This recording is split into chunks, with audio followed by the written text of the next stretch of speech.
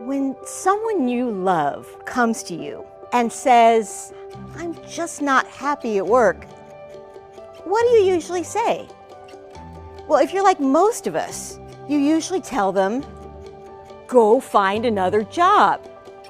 In fact, with about 47 million people who've left their jobs in the US in the past year, and about 64% of people, according to Gallup, who have said they're just not engaged in their work. And let's not forget the 10 million people who are searching for opportunities on LinkedIn right now.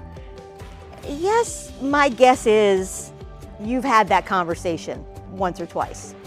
The advice we've been dishing out for years comes to us so naturally. But what if that advice we've been handing out is no longer the best advice we can offer someone when they come to us and say, "I'm not happy at work"?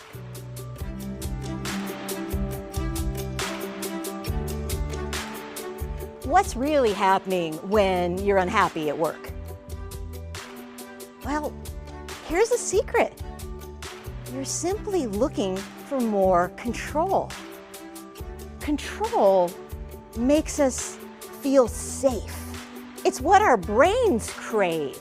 The need for control is in our DNA. Yes, my friends, you are not control freaks. You're just human.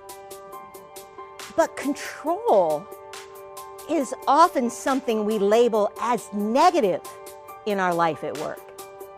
In fact, we say things that shift us out of control, like "another day, another dollar," or "you go along to get along," or "it's not personal, it's just work."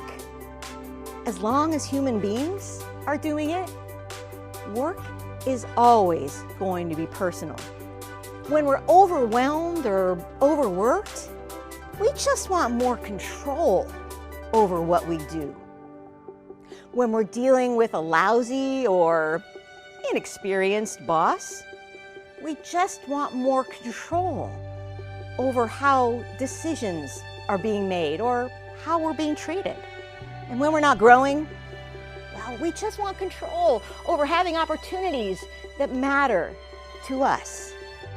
The conflict inside us happens when we don't realize it's just control we're seeking. The conflict increases when we falsely believe we have no control right where we are. We assume control can be found out there instead of recognizing that we can have it here, right here, all along.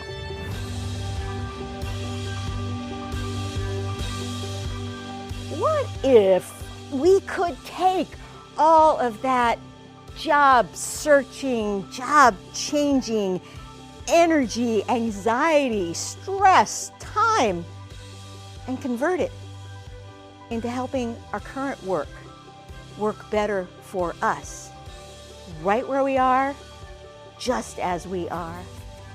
And what if we could teach those skills, those strategies, to the people we lead and the people we love?